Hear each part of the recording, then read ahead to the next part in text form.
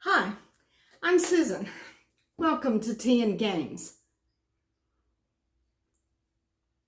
The tea today is Builders because I am filming this fairly early on Monday morning and I need a real kick in the pants. We had an absolutely amazing weekend of gaming, and it was amazing for a variety of reasons. First of all, the whole Unplayed game shelf thing, we struck a blow for freedom. We have kind of, sort of, depending upon how you count them, finished our Unplayed game shelf this weekend. And when I say all of those little qualifiers, it's because technically we haven't played absolutely every game. But what we have done now is we have played every game that can be played in a single sitting with 2 players. We still have, let me look at my list here, handy dandy notebook. We still have a legacy game to play. We still have a campaign game we have not played. We haven't even started either of those. I should add quickly. And we have 5 party games. Monstrosity, which needs 3 to 8. Dinosaur Tea Party, which despite the fact that party is right there in the name, it only plays 3 to 5. So it can't be a real big party. Dixit, which plays 3 to 8. Soda Smugglers, which plays 3 to 8. And Camel Up, which plays 3 to 8. We also have a couple of games that need either 3 or 4 players.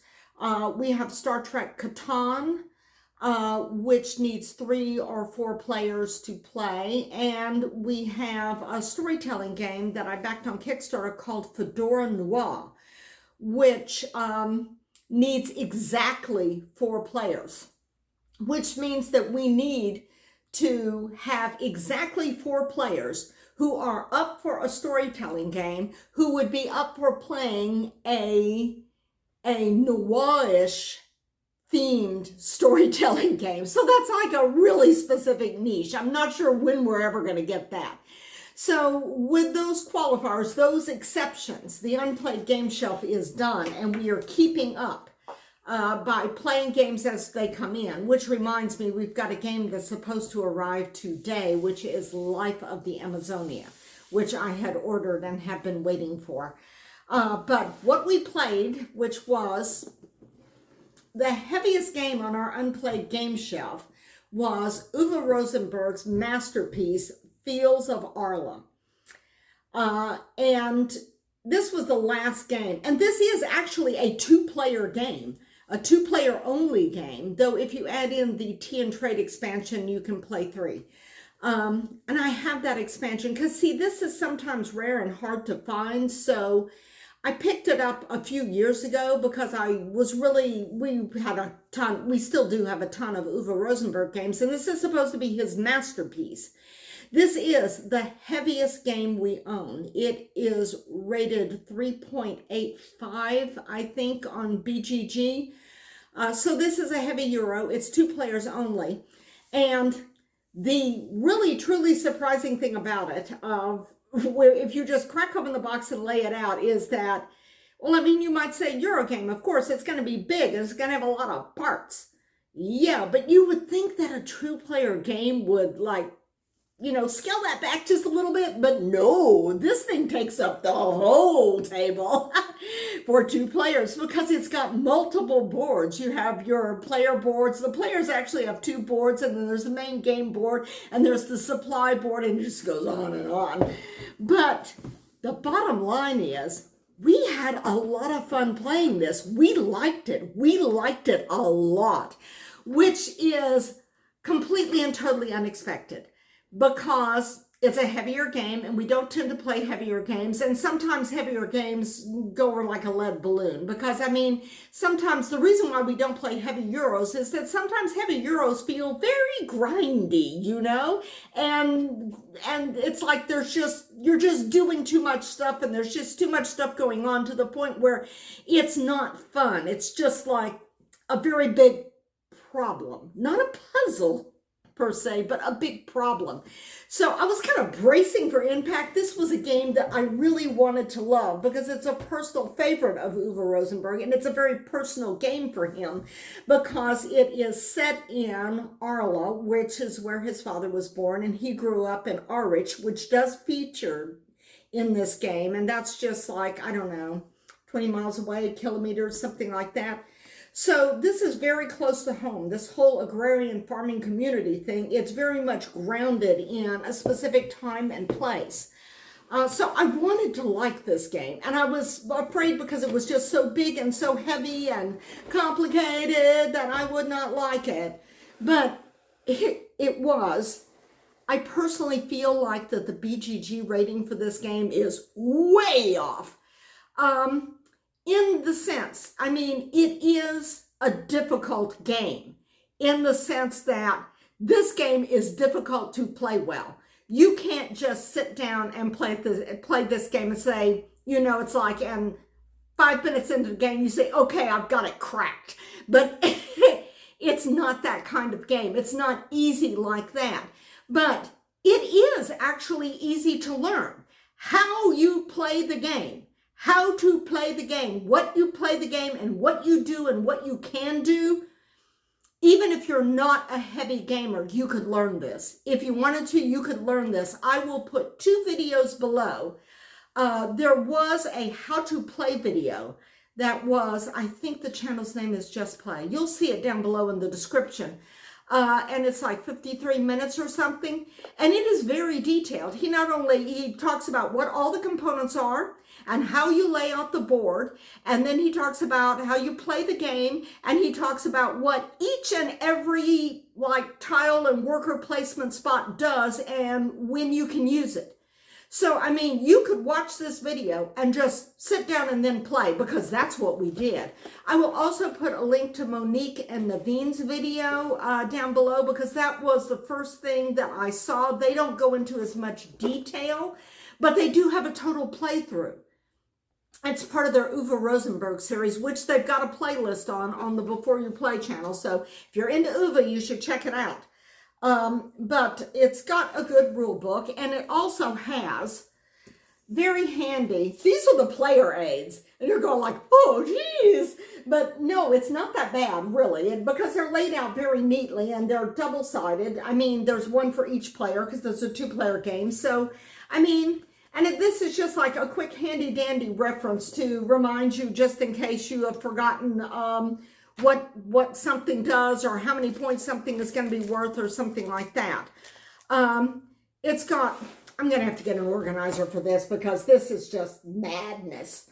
But it's got 3 kinds of farm animals. You got your sheep, you got your horsies, and you got your cows. One of my horsies had a broken leg, but I'm just not going to worry about it. We won't play with the lame horsey. The cows, you may notice the cows are spotted. And the spots on the cows all look kind of different. They're all spotted in different ways.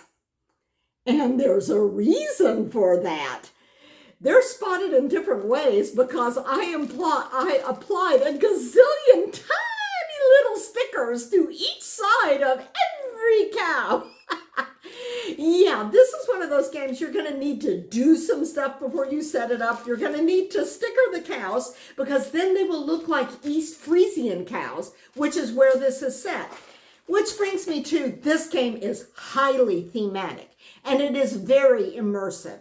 I mean, you really get a feel for the rhythm of the seasons and the life in East Frisia, the farming community in that area. You got forest tiles, you got 2 different kinds of fields that you can have. You're producing wool from your sheep. You have linen for summer clothes from your flax fields, and you can upgrade your linen to be summer clothes, and you can upgrade your wool to be winter clothes. You also have leather, which can then be upgraded to leather goods. There are vehicles that you can load with goods to take to cities to get food, trade for food for. And also, you can just load your wagons up and then unload them. And when you unload them, it upgrades stuff, which is neat. You got your peat cubes because there is peat cutting. We have peat fields that have to be drained and tiles cut on them. And you're going like, my God, this sounds terribly complicated. But once you like see the flow of the game and you're going like, okay, you start out with these laid here and then you turn that over and you do the peat cutting action and it's easy peasy. I mean, I am not a heavy gamer. Robert is not a heavy gamer. We are casual weekend board gamers, and our games skewer very strongly toward light. Because for one thing, small light games can be fit in around other weekend activities. But yeah, we like this a lot, and we picked it up like that. This is not hard to learn. Now, figuring out how to play this really well, figuring out how to optimize your moves, oh, that's a whole nother story. I mean, this could very easily be a lifestyle game, like in trying to figure out, like just spending a lifetime playing the game over and over. And it does have a solo mode. But, I mean, you could spend a lifetime playing this game over and over again, you know, just trying to crack the puzzle of optimizing your moves. At least I could spend a lifetime. Some of you are far more clever at heavy Euro and farming games than I am. I've seen some, and you have 4 workers. It is worker placement. Brick and wood are some of your resources also. This is your supply board, which snaps together to make one larger board. And this is where you store your vehicles and stuff that you get over the course of things, and that's an action you can take on the big board. You have player boards here, and these are your fields. Up here is water, and you have dikes that you start off with, and you have a dike moving action. Your goal is to get your dikes all the way up to here because you lose 1 point for each one that isn't. So, I mean, but you have to only move your dikes in a certain way, otherwise your fields are flooded. You can't flood your fields because you got animals in those fields, you got buildings in those fields, you're growing crops. So yeah, you have to do the little, but I mean, it's not like that's terribly difficult to do. You can see you've got like a dike line here and you've got one down here, so you move it up there and start building the upper dike. So yeah, we got up to the top. That was not a problem. And you have your player board, which is on the very bottom. Oh yeah, also, no, it's not. Well, yes, it is. This is the second player board. This is the barn where you put your vehicles, and up here are the towns where you put the town tiles when you want to go to a town. And this here is a summary of your end of season actions, because you do this seasonally. You have a warm weather season, and then you have a cold weather season, and you do different things at the end of the season depending upon what season it is, and different actions on either side of the board are available to you depending upon what season it is. This game is super thematic. This is more thematic than any other farming game I've played, but I haven't played a whole lot of the farming games. This is the main game board with all, let me see if I can get the whole thing in the camera, with all of the action slots. These are where you place your buildings, and you can swap out, you can have different buildings depending, you know, you choose randomly buildings. Although these buildings here are going to be in every game. But these actions, I don't know if you can see this here, but on this side of the board, this is winter, and you can see it's white here, and on this side of the board you can see there's green.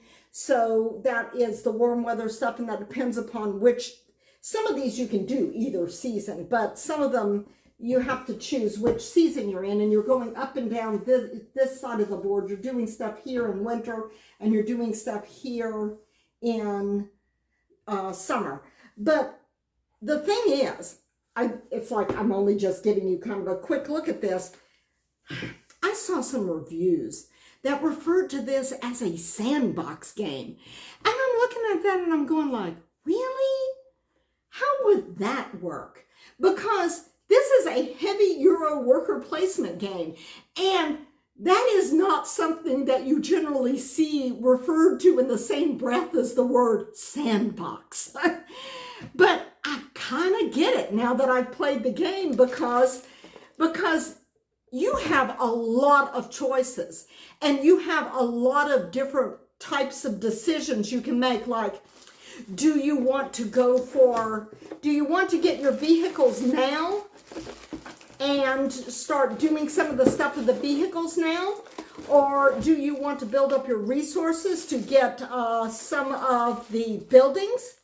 You need to work on your animals because there is stuff that you can only get certain numbers of points. You can only do animal breeding if you have enough animals, and also the sheep are sheared for wool, and you get food points off of your cattle at the end of one of the seasons. So you need to get some animals going. And then also there are fields, and you've got to start draining those dikes and cutting peat as well. So essentially you have a full year of farming activities, all of which need to be done. So, I mean, any farmers watching this, you're going to totally get this. And you've got to figure out, you got to prioritize your task, and you've got to figure out what are the things that I most need to get done right now. But at the same time, set things up and plan things for future rounds, and for things that you're going like, well, if I do this now, then I'll be able to do that. I'll be in a better position to do that, like at the end of the next season. So strategically planning and making your choices on this game is really kind of tough. And if you suffer from analysis paralysis, yeah, you can kind of get analysis paralysis playing this game. Although, actually, I was thinking about it, and I'm not sure that analysis paralysis is exactly the right terminology for what I was going through playing this game. Maybe because I'm not really experienced at heavy Euros or farming games. But what I felt more like is that it was more like FOMO, fear of missing out. Because I'm looking at Robert's board, and I'm going like, oh, he's already got a vehicle. Should I have gotten a peat boat or a wagon this round? Maybe I should get a vehicle now. No, I really need to do this too. And then I'm like looking, I'm going like, oh gosh, I have not even touched that action spot, and I should probably get that going now. And especially in the early rounds, as you get toward the end rounds, you've got a little bit better focus. But that's kind of true with a lot of games. Like when you get toward the end, there's a lot of decisions that have already been made and things that have already been settled, and you know kind of what you need to do in those last few rounds. But early on in the game, you're just looking at that and going like, I don't know where to start. And it's like everything you do, you're going like, oh, but look, that looks so good. I could have done that. So yeah, there is kind of a little bit of a FOMO thing going on there, because, I mean, there aren't any bad actions. And while it's true that you can only, players can't share worker placement spots, there is a spot on the board where you can imitate an action that has already been taken, either your own action or somebody else's.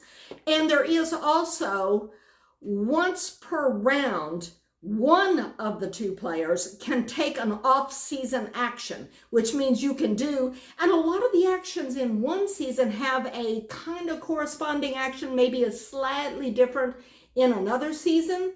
So, and after one player has taken an off-season action, then the other player cannot. Only one player can do it per round. But if you take an off-season action, you lose the ability to be start player the next round. The start player marker will definitely go to the next person. But since the start player marker moves back and forth between the players, as you go from season to season and round to round. So, yeah, I mean, it's going to move sometimes anyway, which can figure into your strategic thinking. But we enjoyed the heck out of this. And we have the big box of All Creatures Big and Small, and we've only played it once, but Robert was like, it's okay. And I was like, yeah, I like this, but I did like incredibly badly at that. I mean, far worse at my first time playing that than first time playing Fields of Arle. And I don't know. I feel like that there's something about this game. It just clicked with me better than All Creatures Big and Small. And the same thing with Robert. Even though we have the big box, perhaps after we played the big box of that more often, and we were just doing the beginner game when we played it. Perhaps if we played it more often, mixed in more houses, but I don't know. The game felt like it just had a lot more constraints. It felt actually more difficult than this game did, strangely enough, and I cannot really explain that. It could, I don't know, but we liked this better than All Creatures Big and Small. And we have the big box of that. It's possible that after we've played the big box with more different options, it will pull up even perhaps. And it has the advantage of being a much shorter game. And that's the thing. Not only is this a two-player, utter, complete, will eat your dining room table hog, it's long. I mean, it's really long. And especially for a first play, because you're going to be going through the video, learning how to play. You're going to be doing setup. Setup and tear down take time. This is not going to be fast to set up or take down. Although I think if I get an organizer, it will help with that a lot. But it takes time to set up. It takes time to tear down. There is that analysis paralysis, FOMO kind of thing going on during gameplay. I mean, you've only got 4 workers each. So theoretically, this could be a very snappy game. Worker out, resolve the action, worker out, resolve the action, worker out, resolve the action, worker out, resolve the action. And so, twice over, So it's like, it could go fast, but it really doesn't. And it's possible that I think it will go faster the next time we play, but you still need to plan to have a chunk of time for this. Although if you are good at farming games, good at heavy Euros, this may be more in your wheelhouse, and you may indeed find the turns to be pretty snappy. Let me see if there's anything I left out missing, mentioning about it. Nothing in my notes, but yes, we like this a huge amount. This is definitely a keeper. I really thought that we were going to struggle with this and not like it, and that I would end up facing, getting rid of what is considered to be Uwe Rosenberg's masterpiece, but no, we liked it a lot. It will definitely be hitting the table again, but not often, because it takes up a big chunk of the day, and we do other things. Some weekends are actually kind of busy. We only have time for small box games. Which, speaking of small games, we played 2 button shows this weekend. We played the family dinner, which I had gotten and mentioned in a previous video. This is, it's listed as, I got this right, no, right side up. It's listed as an RPG, but I think that this is more of a storytelling game. That's the way I would look at it, though you are playing roles. If you're familiar with RPGs, there's like a ton of RPG features that are not in this. Whereas if you like storytelling games where, like Gloom, where you're kind of making up the story as you go along, yeah, this is kind of it. Though not as dark as Gloom, though it could be. It can be played at 2, is what the rulebook says. And we played it and enjoyed it and we made up a terrific story about the interconnections with all of these different families and the family characters and stuff. But this really needs to be played with more players. Also, the secrets aspect of it, which is a big part of the core game, having secrets and revealing them or not revealing them, having secrets about the other players and revealing them or not revealing is a core mechanism in the game. And since you are exchanging secrets with a 2-player game, that doesn't really work because we know each other's secrets. Although you could have the thing where they decide to reveal the secret to the family in general or whatever. But we liked it. We did like it. We think the family dinner is a good game. I also got the the Tea Time expansion, which has got more wonderful gossipy prompts for more fractious dinners. But we did not play with that expansion this time because we wanted to get a feel for how to play the game so that way we would be able to introduce the game to other people. Though putting our heads together afterwards, we could only think of one other person that would really get into this game and have a lot of fun with it. We played a second Button Shy game. And don't despair, I've got another game that's not Button Shy coming up that you'll want to stick around for. I got Untitled, and I got two expansions for it, the Androids expansion and the Folk expansion, but we did not play with either of them because we're just trying to get a feel for the base game with the base game cards. There are two factions, actually three factions in this card. There are rogue players and rogue planets, but you're playing as either Dynasty or Liberation. And the mechanism of this game is essentially you have a row of planet cards here, and then you have a row of people that you're trying to recruit to your conclave who already have allegiances either with Liberation or Dynasty, or they're rogues. So, and each of them have, you're petitioning them or using the petitions on them. And the petitions are essentially the actions. And the actions are all push, pull, or eject from the game. Or I think that may be discard. We did not eject anybody. We played 2 games of this and did not eject anybody because we were just jockeying for position, because you have the line of cards out here and then you have one player here and one player here, and I'm pushing and pulling. And a lot of times the cards will tell you to push a character, but then you've got to pull another character, or you're just pushing that character in order to get some other benefit. So it's very, very tricky figuring out what you can do without losing a character that you want.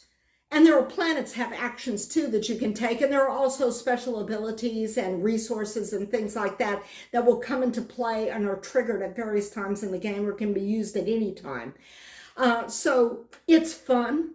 If you like head-to-head card battlers, Untitled is a head-to-head card battler, because you're just pushing and pulling cards strategically toward each other and trying to get them over into your conclave, where they're fully recruited and can't be messed with anymore, or your opponent's trying to get them into their conclave. And it is tricky. But we enjoyed this a lot. This is definitely a winner, and I am looking forward to getting into the expansions for this. And those are not the only 2 expansions. This thing has enough expansions. It should have an expansion wallet, and it does not. Ooh. And the 4th game we played, I finally got it. Dum, da, da, dum. The collector's edition of Welcome To, which came out last year in Europe. It's a French company that makes Welcome To, if you weren't aware of that. It has had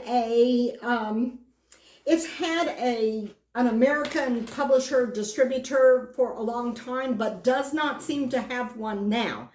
So you can only get it if you go across the border or spend your money across the border, or you live in Europe or the UK, somewhere over on that side of the pond. I got it from a Canadian store, and shout out to the Foster the Meeple, the people in the Foster the Meeple Discord, who found it from a reliable vendor online store. It's actually some of them's local FLGS, 401 Games in Canada. They shipped it to me. The shipping cost was less exorbitant. I mean, it's still a chunk of change, but it's less exorbitant than the others that I had looked at before when I was thinking about importing it. And should you get the collector's edition? I am unsure about that. It's got a ton of new stuff, which I love. Let me say that right up front. I have no regrets. I am so glad I got this. But it's got 11 expansions, including 3 new ones. It has got, I'm going to leave this cheat sheet out because it will tell me. It's got the original game boards with 6 different artists that have done 6 different reimaginings of the regular game board. And let me, these are the player aids. And it also comes with postcards that are in the same theme as the board that they did here. The Under the Sea postcard, Under the Sea was Ryan Goldsberry, and Vincent Dutray did like a swamp creature one, and here's his postcard.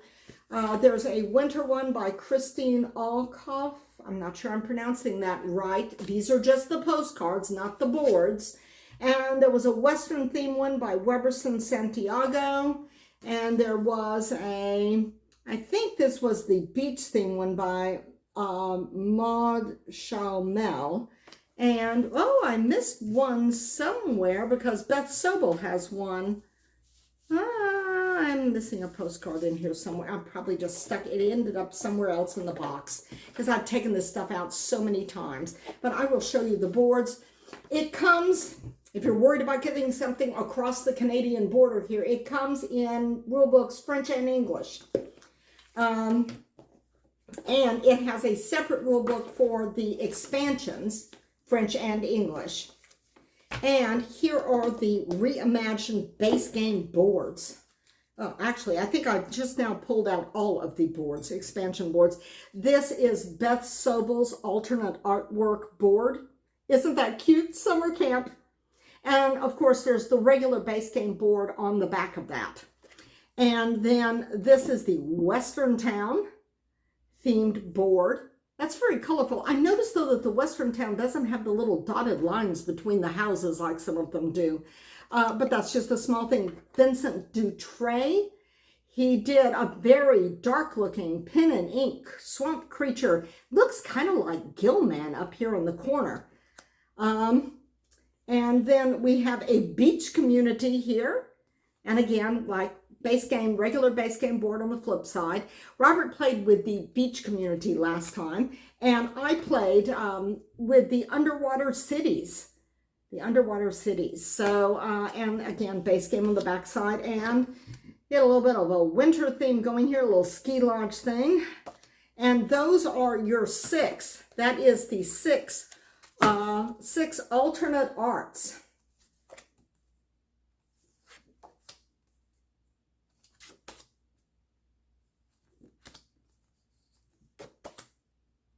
Oh, here. And then we have the expansions.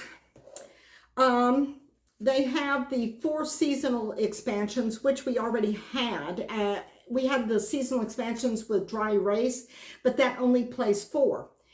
This game, all of them play 6. And I'm holding up 5 fingers. 6! So here is the Easter expansion, in which you are hunting Easter eggs. And the expansions come with 5 cards, except for the American Dream expansion, which has, by 5 cards, I mean 5 of the 3rd planning cards. But yeah, this is the Easter egg expansion. The flip side is the summer expansion, in which it's the ice cream truck expansion.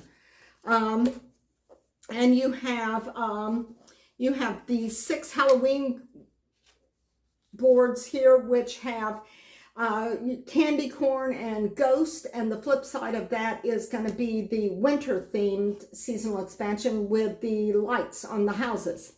And again, there's 5 cards for those, although interestingly enough, when I kind of looked at them, it doesn't look like you just get 2 new cards. Not all of the cards match up with the cards that you might already have for those expansions. At least with the Dry Erase expansion I have, which had 3 of the C planning cards. C3.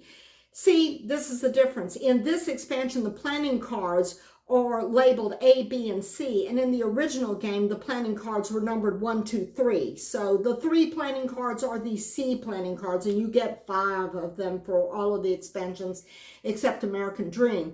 We have the Roswell expansion, which is one of the new expansions. And it has 5 C planning cards for it too. Look at the little flying saucers, aren't they cute? And then on the flip side of that is one of the previously released expansions. This is the Doomsday expansion, in which the houses have bunkers. Isn't that fun? We have not played that before. That should be interesting.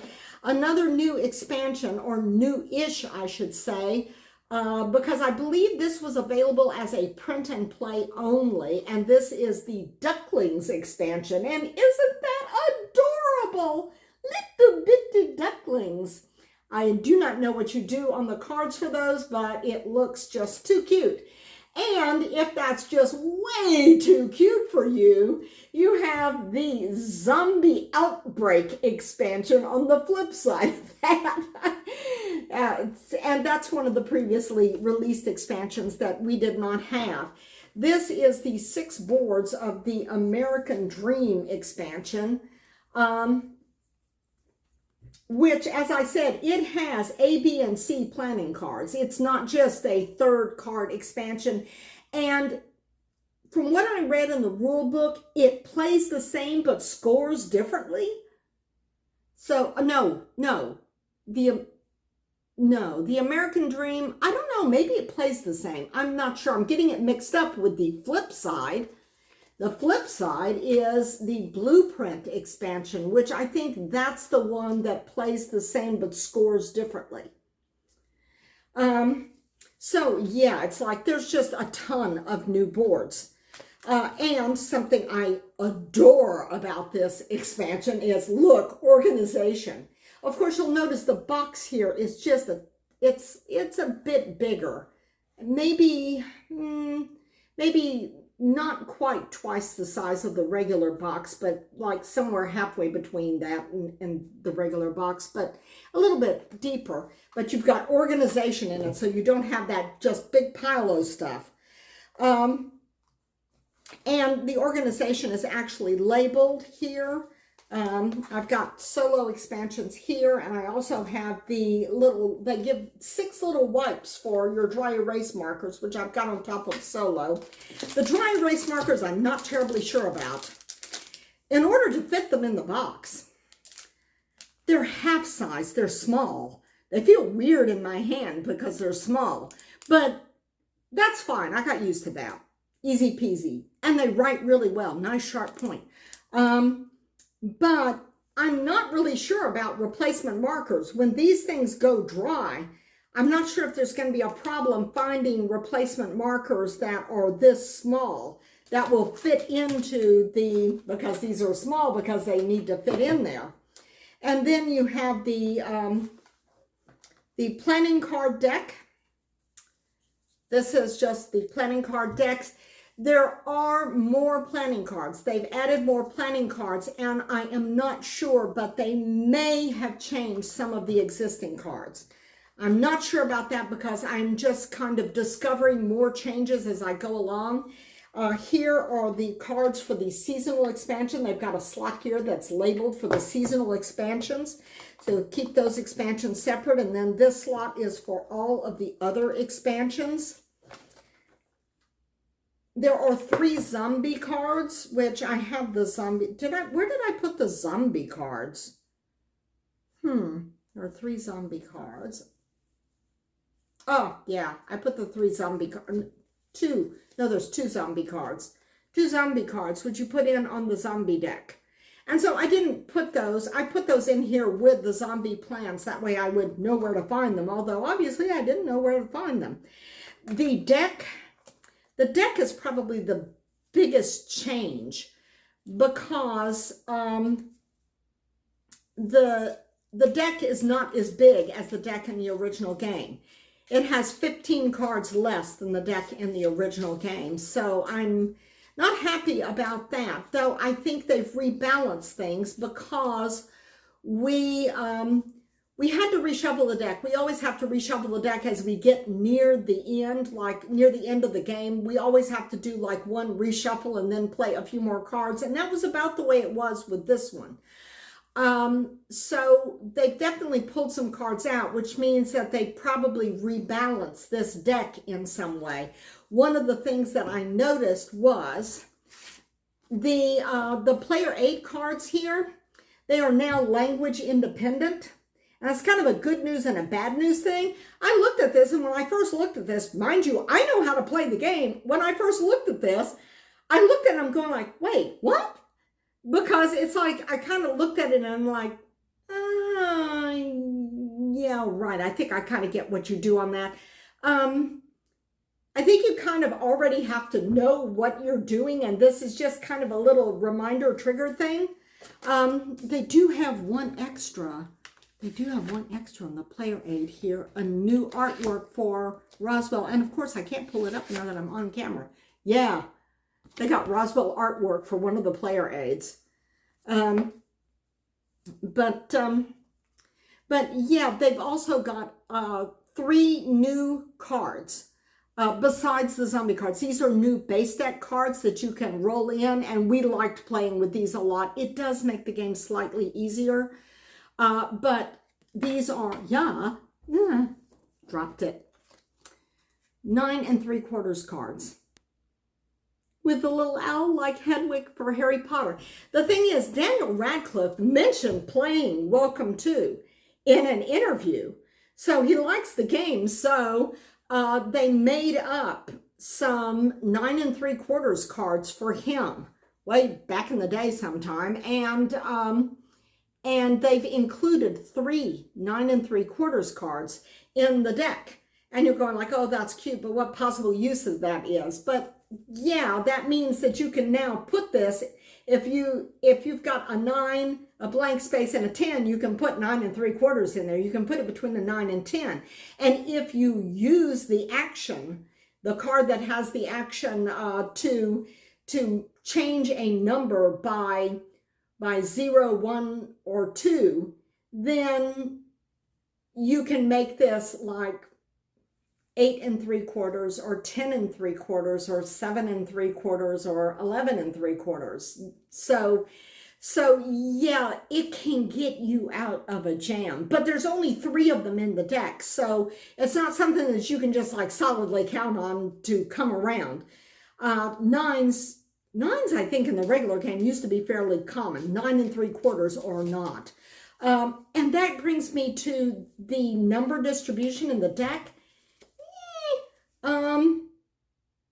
Because there's 15 fewer cards in the deck, that means that I don't know if they kept the general distribution the same or not, but it means that you're not going to have the exact same numbers of the cards, and you're not actually going to know how many cards of each number there is, because the player aid in the original game had a player aid that had a thing down here that told you, that gave the card distribution and told you how likely it was for those numbers to come up. Like there's only going to be 2 of these, but there's going to be 6 of these. So not only have they reduced the size of the deck, you have fewer cards. That means that the numbers of each number is going to be different. And I don't know if the distribution of the numbers is different because they're not telling me. I felt a little lost playing the game because I always would have that player aid beside me, and I'd always be kind of like side-eyeing those numbers. Because, I mean, if there's only 4 of a certain number and like all 4 of them have already come through, you know that number is not going to come up again until like the very end of the game if you get a reshuffle right before you finish the game. So, I mean, it's really helpful in some cases to know. And I mean, I kind of had an idea of which numbers were super common and which numbers were more rare. But in terms of card counting, you can't do that anymore. Not let you sit down, go through the deck, and make out your own number distribution chart, which I might actually do because I didn't realize how much I was depending upon that until I'm looking over at my player aid here and going, We had a lot of fun playing it. I don't know exactly. Now, when they first announced this, they said they had completely redone the game. And that just struck fear into my heart because that made it sound like they had just ripped up everything and started over, why would they do that? But it looks like they've just rejiggered a lot of stuff, and everything is dry erase boards and gussied up some of the art, made some other stuff available, complete redoing of the player aid thing. So, I mean, they did redo some things, and they definitely redid the card deck that you use. I might also add that there are some new things on the player art. I don't know what that is. If you know what that is, tell me. I could not figure it out. But yeah, there's like, yeah, this one says UFO area stuck on the side of the door. And of course, the 9 3/4 has Hedwig. But yeah, they do have new art and new thingies like there. Of course, you've always got to have the Cocker Spaniel because the publisher of this is Blue Cocker Games. So we enjoyed it. We're really looking forward to digging into all of these different expansions. The alternate art is fun. But Robert miscounted his houses, and he says, gosh, I haven't done that in years. But he miscounted his houses using the alternate board. And I have to admit, because I had those little underwater bubbles, and I'm just used to the old board, I kept having to go, and go. Yeah, I had to keep recounting to make sure when I put my fences that I had my fences where I needed them to go. So I think on the balance, this is good, but you should be aware that they did change some things that may bug you. But the changes seem to be small, and the game still seems to play well. Combining this with our dry erase seasonal expansion pack, we can play 22 with base game boards, because 6 here, 4 in the other. Well, actually 6 here, 16 in the other, because it was 4 base game boards are on the flip side of seasonal there. So, so for that pack, I actually have 16 base boards. So 16 plus 6, 22 base game, which is a goodly number. I'm not sure I'd want to play this with more than 22, although if you get the original game, I think the pad of paper has 100. So fresh out of the box, you could play 100, and that would just be madness. The seasonal expansions, we had 4 in the expansion we already have, 6 more here, so we can play 10 at a time, and all the other expansions 6, because 6 comes in the collectors, and I think 6 is a good number. I mean, 4 is okay for seasonal expansions, but every now and then you have a group where there's like 5. You know, I mean, a lot of times you don't have like 6 people, but you might have more than 4. So I like that they made the collector's edition a 6-player thing. And when I add it to the other when I add my other dry erase boards in, and that should be interesting to see if that fits. I think probably what I'm going to do is I'm going to pull the French language expansions, French language instruction books out, and that will probably make room for the other ones, and just basically box those with the other Welcome To stuff from the original game, like the pad of paper and stuff. So I am overall very, very pleased with this, and I'm hoping, really, really hoping that this gets an American publisher or an American distributor, because this is kind of, they call it the collector's edition, but this is really, in some ways, very much an ultimate Welcome To edition. If you got this, you could play Welcome To for the rest of your natural life, even if you started playing it when you were a teenager, and still have plenty of replayability and delight in the game and variability and stuff. But anyhow, that is that. Long episode. I am so sorry about that, but we had a big weekend. Thank you for joining me around the table. Welcome to any new subscribers who stayed with me all the way through. And I will see you all next time round the table. Bye.